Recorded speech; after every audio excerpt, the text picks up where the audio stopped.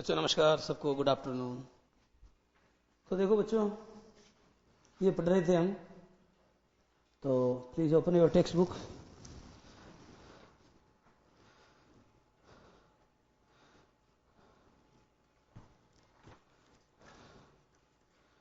कौन सा पेज था बताओ दें, कौन सा पेज था?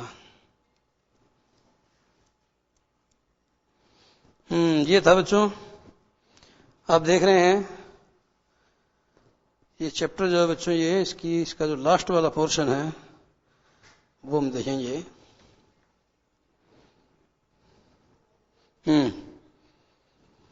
तो बच्चों please open your text book at page number 122। ये बच्चों 122 पर आप देखेंगे। Today we are going to finish this lesson. That night, यानी उस रात को, I was sleeping in the passage room.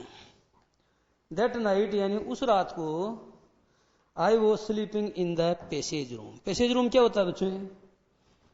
तो देखो, पैसेज रूम होता है बरामदे वाला कमरा। ध्यान दो, आपका मकान है, उस मकान में क्या होता है? एक पैसेज होता है।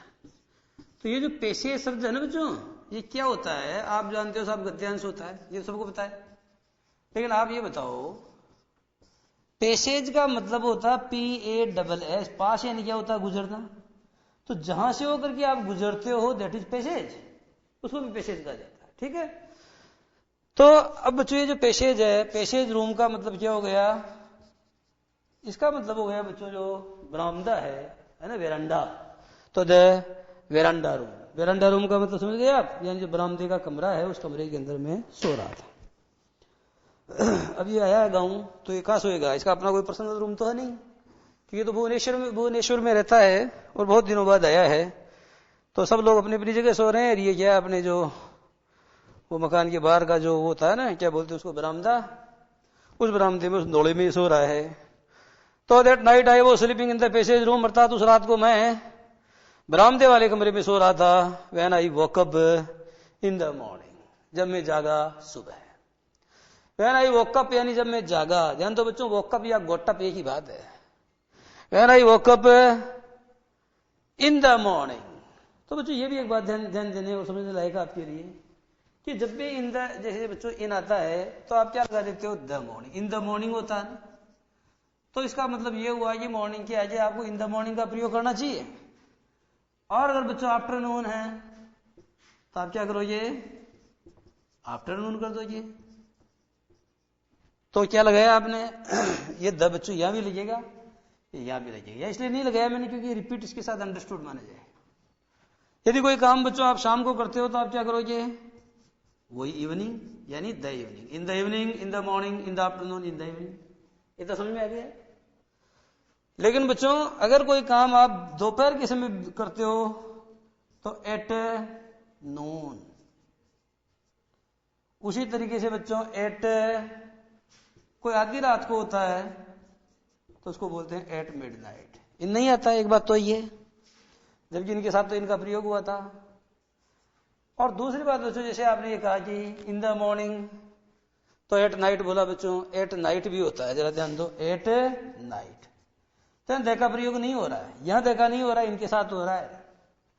कोई काम सुबह सुबह करते हो तो आप बोलते हो एट डॉन। कोई काम अगर शाम को करते हो दूर के समय तो आप बोलते हो एट डस्क। तो बच्चों फिक्स्ड प्रीपोजिशन है, इनका प्रयोग इनके साथ ही किया जाता है। जैसे मान लो सूर्योदय होने पर कोई काम करोगे तो इन नहीं आएगा। एट सनराइज क्या आएगा बच्चों? Eight sunrise. द भी नहीं लगाया, ध्यान दो, एट द सनराइज भी नहीं है। एट सनराइज का मतलब होता है सूर्योदय होने पर। तो इनको बच्चों आपको इसी रूप में याद करना पड़ेगा, तब जाइए आप काम चलेगा। जैसे इन द मॉर्निंग बोलते हैं आप, लेकिन आप कहते हो कि we watch TV at night. We watch TV at night, यानी हम रात्रि को टीवी देखते हैं, दूरदर्शन देखते हैं। तो बच्चों वहां एट का प्रयोग होता है, इनका नहीं। दूसरी बात, वहां नाइट के पहले द का प्रयोग भी नहीं होता है। लेकिन मैं सुबह जल्दी उठता हूं तो आप कहते हो I wake up early in the morning, या आप कहते हो I get up early in the morning. यानी वेकअप और गेटअप का मतलब एक ही होता है। अब बच्चों आप बताओ वेकअप यानी क्या होता है? तो आप लोग जानते हो बच्चों कि वेकअप का मतलब होता है जागना। ये तो सब आपको पता चल गया है। लेकिन बच्चों आपको यह पता नहीं चला है कि इसका मतलब जगाना भी होता है। जैसे वही भवानी प्रसाद मिश्र की कविता है, भाई पवन इसे जगाओ, भाई पक्षी इसके कानों पर चिल्लाओ। तो एक अपने वो A.K. रामानुजन की कविता भी है ना, तो बच्चों जिसके अंदर वो हवा को कहता है, हवा जरा तुम धीरे धीरे चलो, ऐसे कुछ। तो मैं तो सिर्फ ये समझाना चाहता हूं कि वेकअप का मतलब बच्चों, जैसे हम कहते हैं कि, जैसे मैं कहता हूं वेक हिम अप या गेट हिम अप, उसको जगाओ, गेट हिम अप उसको जगाओ, वेक हिम अप उसे जगाओ। और बच्चों I wake up early in the morning, मैं सुबह जल्दी उठता हूं, जगता हूं। तो इसका मतलब जगना भी है, इसका मतलब जगाना भी है, इसका मतलब जगना भी है और इसका मतलब जगाना भी है। इसलिए बच्चों जो राष्ट्रीय जागरण है उसका अंग्रेजी में बोलते हो नेशनल अवेकनिंग, नेशनल अवेकनिंग। ध्यान दो बच्चों, ये शब्द है अवेक, तो अवेक, ये अवेकन, अवेकनिंग जगह ना, ये हो गया साहब अवेकनिंग। तो नेशनल अवेकनिंग का मतलब बच्चों क्या होता है, राष्ट्रीय जागरण होता है। ठीक है, अब जरा ये अपनी बात को मैं लेता हूं, ध्यान से समझने की कोशिश करना। दैट नाइट यानी उस रात को, I was sleeping in the passage room, अर्थात मैं सो रहा था ब्राह्मदेव वाले कमरे में। Clear? When I woke up in the morning, I found my elder brother's blanket on me, added to mine. देखो बच्चों क्या होता है, आप तो जानते हो बच्चों, हमें जब बहुत सर्दी लगती है तो एक कंबल हमारे पास होता है, तो हम क्या करते हैं, उस कंबल को बेडशीट के साथ में जोड़ लेते हैं ताकि सर्दी कम लगे। कभी कभी ये होता है कि एक तो कंबल होता है, एक शॉल होती है, तो फिर रात गुजारे और कंबल में अगर अपने को सर्दी लगती है तो अपन उसको क्या करते हैं कि वो जो हमारी क्या होती है, शॉल होती है ना, उसको हम ब्लैंकेट माने कंबल के साथ में बच्चों जोड़ देते हैं। ऐसा प्राय होता है, ऐसे अनुभवों से हम सभी लोग गुजरे हुए हैं, खासतौर पे हम ग्रामीण पृष्ठभूमि के लोग हैं, और मध्यम वर्ग की अपन तो निम्न वर्ग की मान लो अपने को, तो है ना।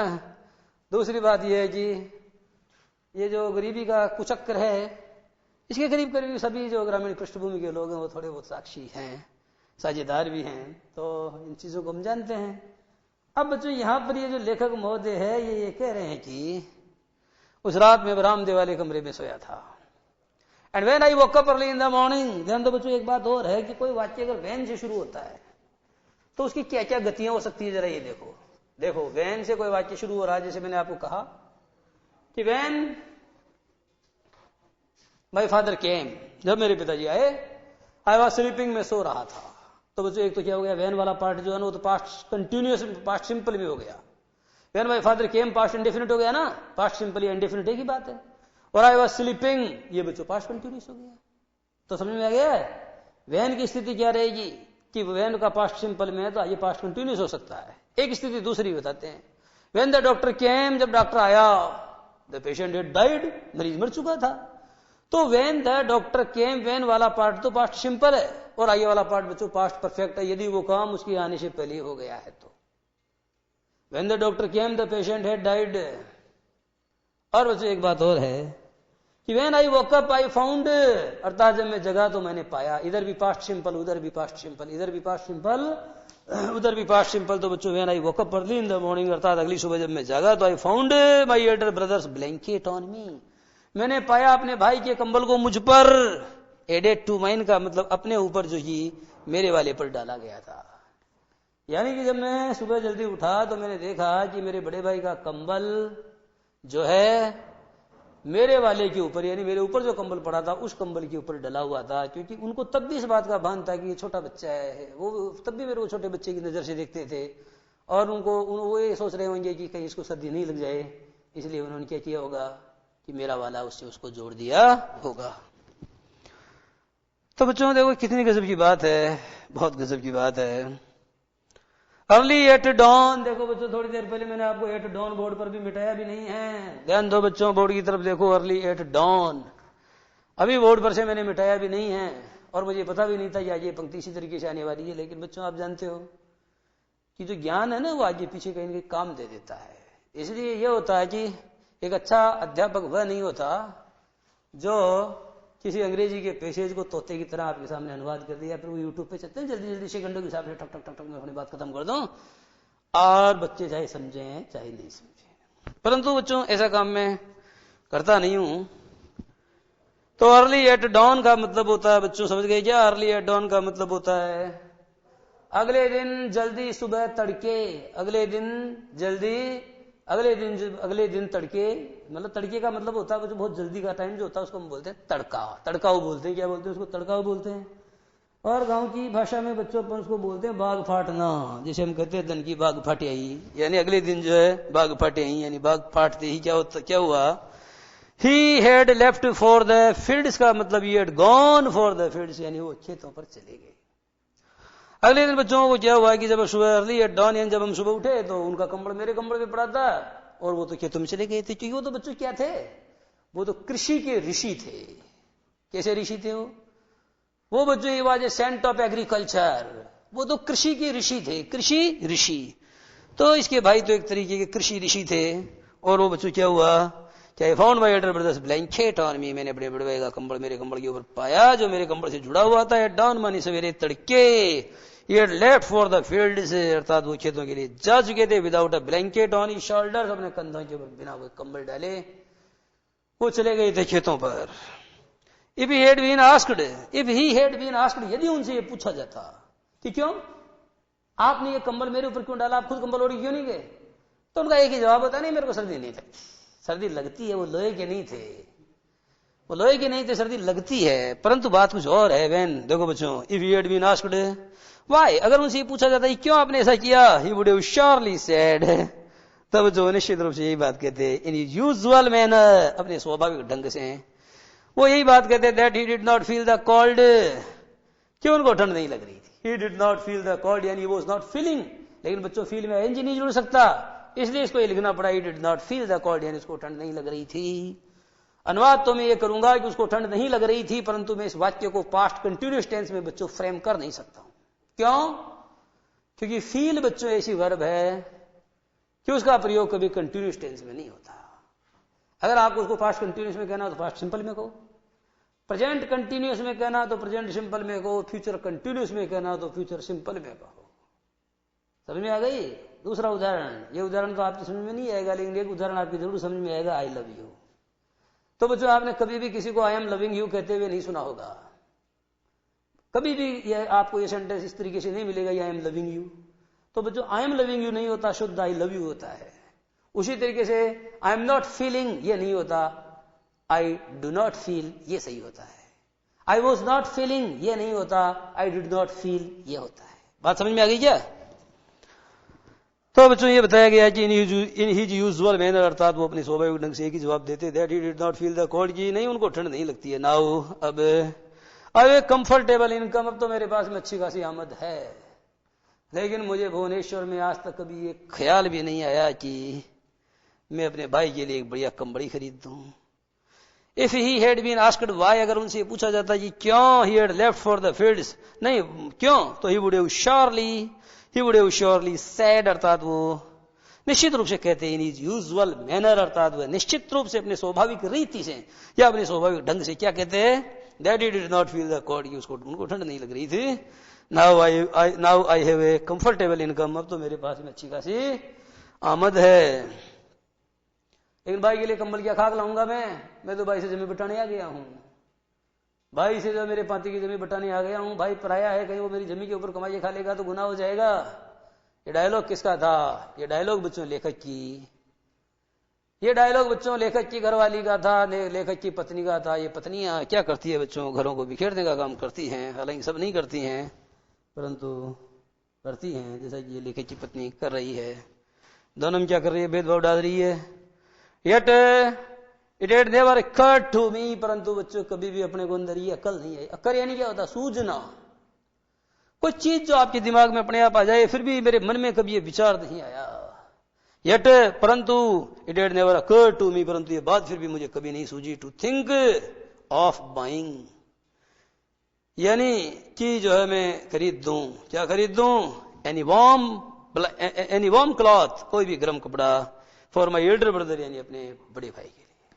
अब तो मेरे पास में अच्छी खासी आमद है, परंतु फिर भी मेरे दिमाग में कभी ये ख्याल नहीं आया कि मैं अपने भाई के लिए कोई गर्म कपड़ा खरीद दूं। बच्चों इसमें पत्नी को बेचारी को क्या दोष दें?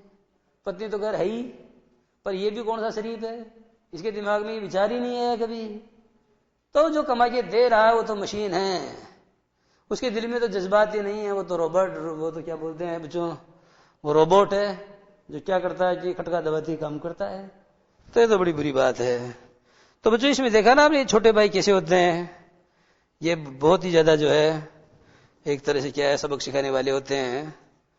तो ये बात है बच्चों, ही इज स्टिल सेटिस्फाइड। ध्यान दो बच्चों, सेटिस्फाइड के बाद हमेशा विद आता है। जैसे he did not satisfy me, तो पेशी बनेगा he was not satisfied with him, न कि बाई हिम। अब जरा देखना, he is still satisfied and happy with. देखो बच्चों, सेटिस्फाई विद, हैप्पी विद। वो आज भी संतुष्ट है और खुश है किससे? दैट ऑल टेटर्ड ब्लैंकेट, अर्थात उस फटे चितड़े कंबल से। वो आज भी उस फटे चितड़े कंबल से संतुष्ट है। That he had covered me with once, that he had covered me with once, जिसको कि उसने मुझे कभी एक बार ओढ़ाया था। वो आज भी अपने उस फटे हुए तार तार हुए उस कंबल से संतुष्ट है जिसको जी कभी उन्होंने मुझे एक बार उड़ाया था। The same blanket was there before me. आज वो ब्लैंकेट फिर मेरे सामने था। द सेम ब्लैंकेट, अर्थात वही वाला ब्लैंकेट, वही वाला कंबल, वॉज देयर बिफोर मी, अब मेरे सामने पड़ा था। विद ऑल अदर थिंग्स, यानी तमाम अन्य चीजों के साथ। अब बच्चों लेखक फ्लैशबैक से वापस ठिकाने आ गया है। लेखक जो गुआड़ी के अंदर बैठा हुआ है तो वो देख रहा है कि भाई के हाथ की जो कलाई है उसकी घड़ी उसके सामने खुलकर ये पड़ी है, और वही ब्लैंकेट। बच्चों बात उस ब्लैंकेट की नहीं है, बात उस ब्लैंकेट के साथ में लेखक के जुड़े हुए इमोशंस, उसके जज्बातों की है। आज मेरे पास अच्छी खासी इनकम है, लेकिन उसके बावजूद बच्चों it had never occurred to me, ये बात जो है कभी भी मेरे दिमाग में नहीं आई, दैट टू बाई और buying a warm cloth for my elder brother, अर्थात अपने अग्रज के लिए मैं कोई गर्म वस्त्र खरीद दूं, ये बात मेरे दिलो दिमाग में, मेरे जहन में बिल्कुल नहीं गई। और आज बच्चों क्या दैट है ना, और बच्चों my elder brother is still satisfied and happy with his old tattered blanket, उसका पुराना और बच्चों वो जो ऐसा ब्लैंकेट जिसमें एक छेद इधर एक छेद इधर है। तो इतने सारे तरकियां भी लगी हुई है, उन तरकियां लगी हुई है कंबल से मेरे भाई आज भी जो है बड़े संतुष्ट हैं। और बच्चों वही कंबल आज मेरे सामने गुआड़ी में पड़ा हुआ है। कौन सा वाला कंबल है? दैट वो बच्चों जो किसी समय में उन्होंने क्या लेखक को उड़ाया था। तो बच्चों इस क्रम में अपनी बात जारी रहेगी, परंतु इससे पहले हम लेंगे 2 मिनट का break.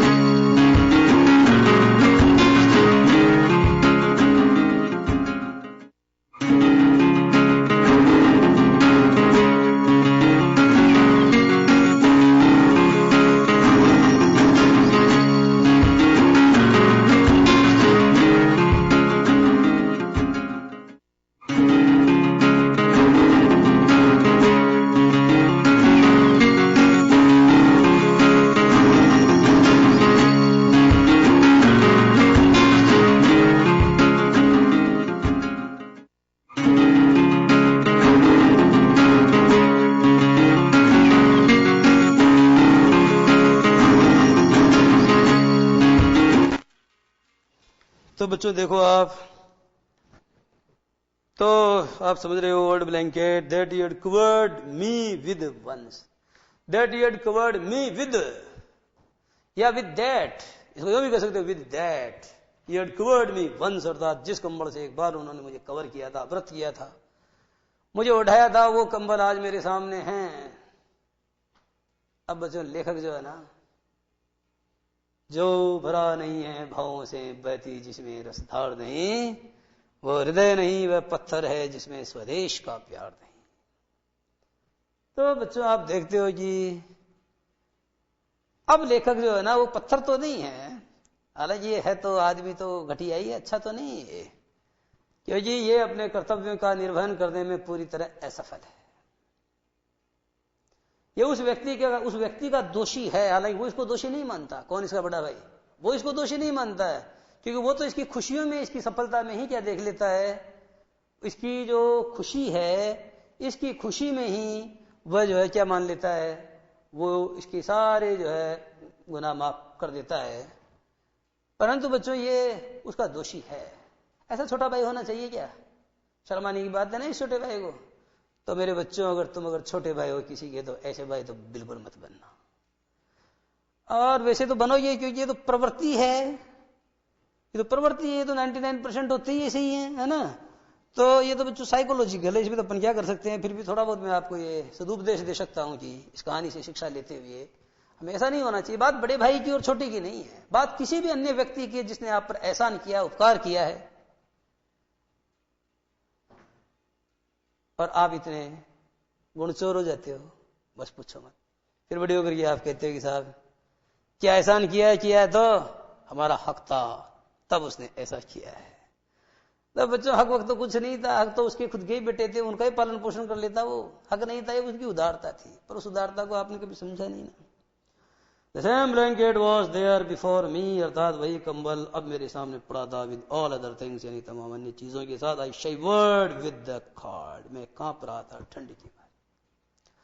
I was shivering with the cold, अर्थात मैं ठंडी के मारे कांप रहा था। And my own ingratitude, और मेरी स्वयं की कृतज्ञता से कांप रहा था, और मैं अपने स्वयं की कृतज्ञता से कांप रहा था।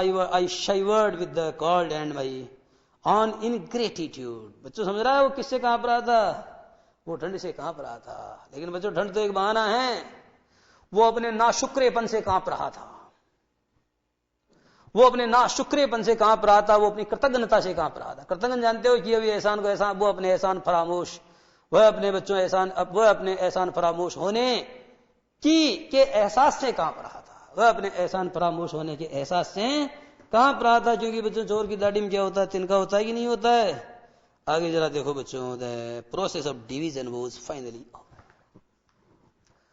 The process of partition was at last over, अंततोगत्वा विभाजन की प्रक्रिया समाप्त, अंततोगत्वा विभाजन की प्रक्रिया समाप्त हो गई। Whatever the second brother demanded. और देखो तीन भाई, बच्चों तीन भाई हैं ये तो तीन भाई हैं बच्चों, एक है, दो है, तीन है, तो तीन है। और भवानी प्रसाद मिश्र है ना हिंदी कविता में क्या लिखता? चार भाई चार बहनें, भुजा भाई प्यार बहनें। तो चार भाई पढ़ी है ना कविता, कौन सी? रात भर वो क्या कहते, पानी है ना, पानी बरसा है, पानी बरसा नहीं है, आज पानी गिर रहा है, बहुत पानी गिर रहा है, रात भर गिरता रहा है, प्राण मन गिरता रहा है, क्योंकि बादल की अंधेरी है अभी तक भी घनेरी। तो उसी में पंक्ति आती है कि भुजा भाई चार बहनें, भुजा भाई प्यार बहनें। इधर बच्चों ये तीन भाई हैं, तो ये तो पहला तो देवता है। क्या बच्चों ये? He is a god. अब आप कहोगे साहब ये गॉड में आपने जी छोटा क्यों लगाया? यार द भी नहीं लगाया बच्चों, द तो क्या लगेगा, है ना, तो इस पे तो लगाया नहीं मैंने। बाकी यहाँ बच्चों जी छोटा क्यों लिख दिया मैंने? क्योंकि गॉड का मतलब यहाँ मैं देवता से ले रहा हूं, मैं भगवान से नहीं ले रहा। ये पहला वाला तो बच्चों देवता है। ये तीसरा वाला बच्चों क्या है? ये ह्यूमन है। ह्यूमन का मतलब मानव है, ये जो गलतियों का पुतला है, मनुष्य गलती का पुतला है, जो अक्सर हो ही जाती है। और ये इस कहानी का मोजेम्बो है बच्चों। मोजेम्बो जानते हो ना, अमरीशपुरी है ये। अमरीशपुरी का मतलब ये है कि ये इस कहानी का नकारात्मक पात्र है, इस कहानी का खलनायक। ये इस कहानी का बच्चों खलनायक, और इस कहानी का नायक बच्चों ये लेखक नहीं है, असल में इस कहानी का नायक उसका बड़ा भाई जो एल्डर ब्रदर है ना, ये बिल्कुल वैसा है बच्चों। अगर आप बड़े होकर ये पढ़ोगे मुंशी प्रेमचंद का गोदान, तो मुंशी प्रेमचंद के गोदान का नायक जो होरी नाम का किसान है, उस होरी नाम के किसान की धर्म भीरुता की जो प्रवृत्ति है बच्चों, उसको आप इस लेखक के बड़े भाई से तुलना करके देख सकते हो। सेम कहानी आपको पढ़ने को मिलेगी, लेकिन अभी नहीं मिलेगी, क्योंकि अभी आप में इतनी मानसिक योग्यता नहीं है कि आप उस उपन्यास को पढ़ सको। क्योंकि मुझे ये याद है, मैं 8वीं 10वीं में पढ़ता था, तो उपन्यास मैंने इशू करवा लिया था, लेकिन मेरी समझ में नहीं आया था। फिर मैंने उसको 2-4 पन्ने पढ़ पढ़ा के मेरा माथा खराब हो गया, मैंने उसको वापस जमा करा दिया, उसको फिर बहुत बाद में पढ़ा मैंने। तो बच्चों मैं कहता हूं कि क्या है, ये है बच्चों के जो छोटा भाई है ना, इसने कहा नहीं सुना, ये चीज मेरी है। बड़े भाई ने इसके कहा जा ये तेरी। फिर छोटे भाई ने कहा सुन, ये इधर का खेत है ना, ये वाला, ये बांकड़िया, ये इसमें ज्यादा पैदा होती है, ये इधर वाला जो खेत है नाडी वाला, ये इसमें कम पैदा होती है, ये हरजी वाला इसमें ज्यादा होती है, तो ये वाला मैं लूंगा। बड़े भाई ने कहा जा ले ले, ये कांकरे हैं, ये मैं नहीं लूंगा। ठीक है, तू मतलब ये हम ले लेंगे। ये बेल है, दो है, तो ये जो दो नारके तो बढ़िया वाले हैं, ये दो बुड्ढे हैं, ये इसको मैं नहीं लूंगा, ये नारके वाले इनको लूंगा। ले ले भाई, इनको ले लेते। अब बच्चों एक बात बताओ कि ये सगड़ है, ये तो सगड़ है, तो इसके तो जो पहिए हैं वो लकड़ी के हैं, और ये दूसरा वाला है इसके जो आजकल वो एक्सल वाले हैं, एक्सल वाले, तो यानी समझ गए, टायर वाले लूंगा, टायर वाले। तो ये बच्चों रुकटियावड़ा है, ये जहां जहां पर भी क्या कर रहा है कि छोटे बच्चों की तरह रुकटे खा रहा है, लेकिन बड़ा भाई क्या कर रहा है, अपनी पूर्ण उदारता का परिचय दे रहा है। हर चीज उसकी मुंह मांगी चीज दे रहा है उसको। देखो आप, हंस के उसने जो है सब कुछ उसको दिया। What ever the second brother demand है, जो कुछ मांगा छोटे भाई ने, सेकंड यानी बीच वाला, ये सबसे छोटा तो ये तो क्या बन जाएगा, ये तो नौकरी लग करके वक्त गए, तो अपनी बेगनी को लेके चला गया, इसको बाकी लोगों से मतलब नहीं है ना। और बाकी इससे तो खैर मतलब भी क्या रखना था, ये तो मतलब रखने लायक भी नहीं था, पर इससे तो मतलब रखता, उससे तो रखना चाहिए था ना। तो भाई सेकंड ब्रदर, देखो बच्चों, what ever the second brother demanded, यानी जो कुछ छोटे भाई ने, जो कुछ भी मेरे छोटे भाई अर्थात बीच वाले भाई ने, दूसरे नंबर के भाई ने मांगा, my elder brother agreed to it, मेरे बड़े भाई जो है सहमत हो गए बच्चों, to it with a smile, यानी मेरे बड़े भाई उसको वह सब देने के लिए मुस्कुराते हुए सहमत हो गए। ठीक है, तो खुश रहे यार। भाई second brother propose to buy the share of land that was given to me. अब बच्चों हुआ क्या है कि जमीन के क्या हो गए, 3 टुकड़े हो गए। तो एक टुकड़ा तो इस बड़े के आ गया, एक इसके ये जो था ये खलनायक इसके आ गया, और जो तीसरा टुकड़ा है बच्चों ये इसके आया। तो छोटे वाले क्या, वैसे लाड प्यार भी बिगड़ी हुई संतानें ज्यादातर सिद्ध होते हैं, पर ये थोड़ा पढ़ लिख गया तो कुछ संस्कारवान तो बन गया, लेकिन ये वाला वैसे ही रहा है ना। अब बच्चों क्या हुआ जी, ये साहब कह रहे हैं कि भाई ये बता दू, तेरे पांति में जो जमीन आई है ना, ये भी मेरे को खरीदनी है, तो मेरे को बता, इसके पैसे में तेरे को पैसे दूंगा। इसका मतलब मैं तो 2 जनों की जमीन बोऊंगा, और ये बेचारा जो है ना, ये काले तिल चबा करके जन्मा है, काले तिल चबा करके जन्मा है ये, तो ये तुम सब की सेवा भी करता रहा, और अब जो है तुम इसको 1 पाती जमीन दोगे, और 2 जनों की पाती की जमीन में जो तुम राज करोगे। तो इस तरीके की बातें हैं बच्चों। देखो, माई सेकंड ब्रदर प्रपोज्ड, यानी मेरे छोटे भाई ने प्रस्ताव किया, मेरे दूसरे नंबर के भाई ने प्रस्ताव किया, to buy the share of land, अर्थात जमीन का वह हिस्सा खरीदने के लिए, that was given to me, जो मेरे बट में आया था, and offered 18,000 rupees is the price, और उसने बच्चों इसकी कीमत के बतौर मुझे कितने रुपए, 18,000 यानी 18,000 रुपए देने की पेशकश की। और जमीन के इस टुकड़े के एवज में उसने मुझे 18,000 रुपए देने की पेशकश की। अब बात यह है कि ये बेचारा, इसके पास 18,000 है नहीं, और है तो भी ये सोचता है यार भाई की जमीन क्या खरीदें, भाई की जमीन को तो भाई रखेगा, अपन क्यों खरीदेंगे, अपन तो खरीदनी होगी तो किसी और की खरीद देंगे। तो बच्चों एज द प्राइस, यानी कीमत के बतौर उसने मेरे को देने की बात कही। तो इन द इवनिंग, शाम को, my little brother took me along with him, और शाम के समय बच्चों मेरा बड़ा भाई मुझे अपने साथ ले गया, कहां पर, खेतों पर, ये दिखाने के लिए कि देख भाई ये मेरी बट में आया, ये इसके बट में आया, ये वाला जो खेत है ये तेरे बट में आया। सबसे अच्छे खेत तो ये दोनों रह गए, सबसे खराब खेत इसके रह गए। फिर भी वो अपनी उदारता के साथ में जो है अपने छोटे भाई को ले जाता है खेतों में, और उसका बट दिखाता है कि तेरे बट में जो है, तेरे शहर में ये आया है।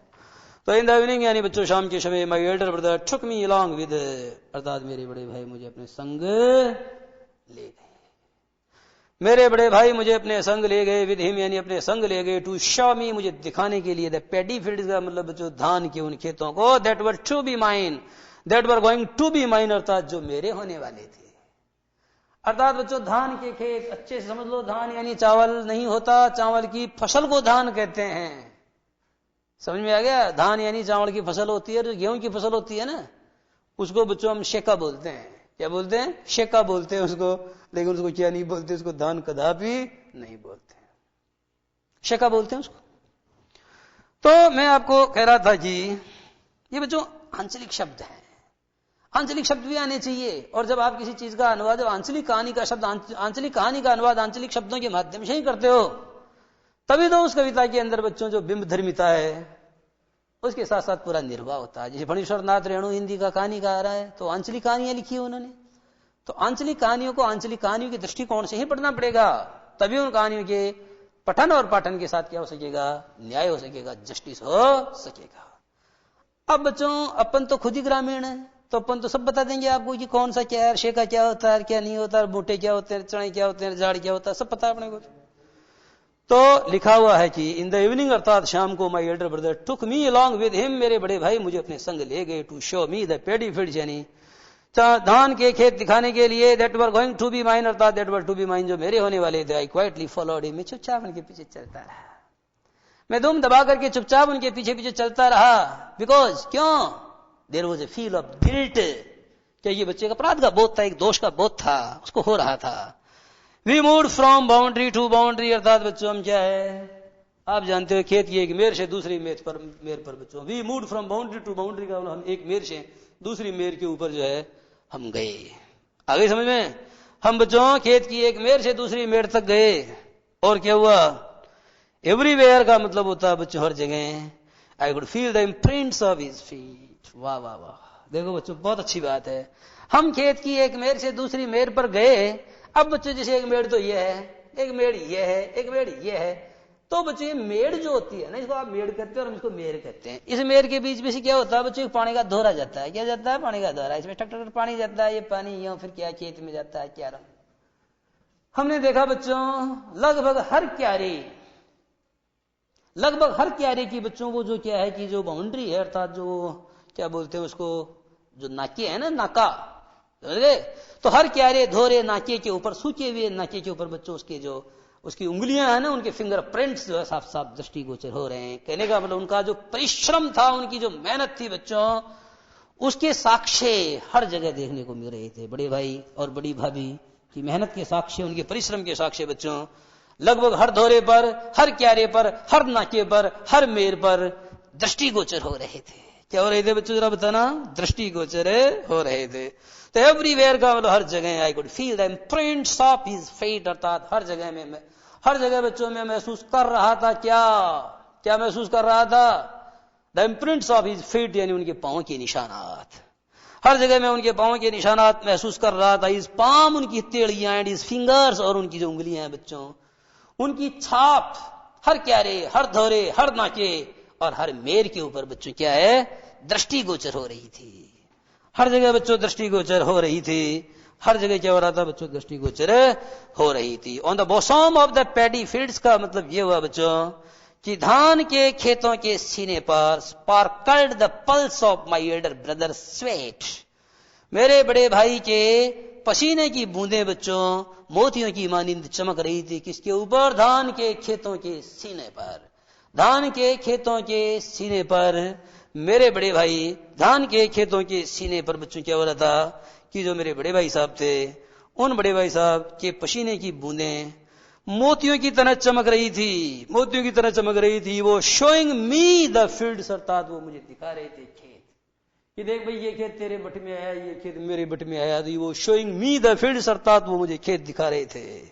As a father would introduce a stranger to family members, यानी जिस प्रकार से एक पिताजी क्या करते हैं, एक अजनबी व्यक्ति को अपने परिवार के सदस्यों से उसका परिचय करवाते हैं। तो बच्चों बड़ी गजब की बात कह दी गई है। आप इस बात को देखो बच्चों कि इसका स्थान तो पिता के समान है और इसका व्यवहार बच्चों इतना नालायक था आदमी ये कि ये खुद अपने आप को कह रहा है एक अजनबी, इसकी औकात एक अजनबी जितनी है। तो जिस प्रकार से बच्चे एक पिता अपने परिवार के सदस्यों के साथ में किसी अजनबी का परिचय करवाता है, तो बच्चों आप देख रहे हो पिता कौन है, ये है। और उसके परिवार के सदस्य कौन हुए, क्या रे धोरे नाके मेर, वो सब उसके परिवार के सदस्य हैं।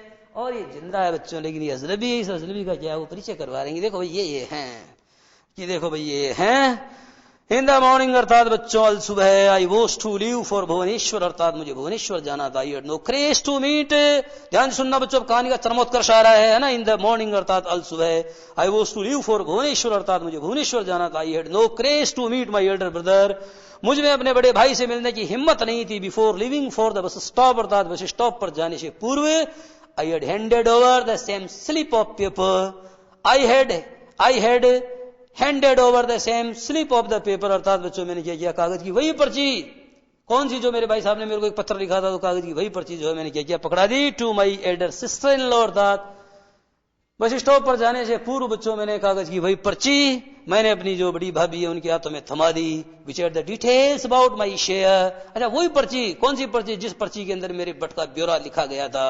Writing on the blank side of that slip, writing on the blank side of that slip, अर्थात उस पर्ची के बच्चों खाली और लिखते हुए क्या लिखा मैंने? I had asked her to deliver it, और मैंने उनसे कहा, भाभी से कहा कि आप ये डाक अर्थात ये पर्ची जो किनको दे देना? टू माई एल्डर ब्रदर, मेरे बड़े भाई को दे देना। एंड स्टीलली और चोरों की तरह बच्चों slipped out of our house, और बच्चों में चुपचाप यानी दबे पाऊं उस घर से बाहर खिसक लिया था। आई हैड रिटर्न, और बच्चों उस पर्ची पर मैंने क्या लिखा था? उस पर्ची पर मैंने क्या लिखा था बच्चों जरा ध्यान से सुनना। What shall I do with the land, अर्थात इस जमीन का मैं क्या करूंगा? You are my land, you are my land, अर्थात आप ही मेरी जमी हैं। From where I could harvest everything in my life, अर्थात जहां से मैंने अपने जीवन में सब कुछ, बच्चों समझना जरा, फ्रॉम वेयर अर्थात जहां से, आई कुड अर्थात I can harvest everything in my life, यानी जहां से मैं अपने जीवन में क्या कर सकता हूं बच्चों? जहां से मैं अपने जीवन में जो है अपने जीवन की, जहां से मैं अपने जीवन की फसल जो है बच्चों वो मैं काट सकता हूं, और मैंने काटी है। I need nothing save you, I need nothing accept you, मुझे आपके अलावा और कुछ नहीं चाहिए। इस जमीन दौरे का मैं क्या करूंगा? I had nothing save you, अर्थात मुझे जो है आपके सिवा और कुछ नहीं चाहिए। एक्सेप्ट दिस का मतलब इसको स्वीकार करो। ये जमीन जो मेरे बट में आई है इसको तुम स्वीकार करो, ये जमीन मैं आपको दूंगा, हालांकि इसको इसकी घरवाली जाती डांटेगी, करेगी, कुछ भी करेगी, परंतु बच्चों इसका सोया हुआ इंसान जाग गया है, इसका जमीर जाग गया है। एक्सेप्ट दिस, इस जमीन को ग्रहण करो, इसको स्वीकार करो प्लीज। इफ यू रिफ्यूज, अगर तुम मना करो ये, I shall never show you my face, I shall never show my face to you again, तो मैं दोबारा जिंदगी में आपको कभी अपनी सूरत नहीं दिखाऊंगा। आपका बाबूली। तो बच्चों इस तरह से आज की बात यही समाप्त, और आगे वाली बात अगली क्लास में। नमस्कार।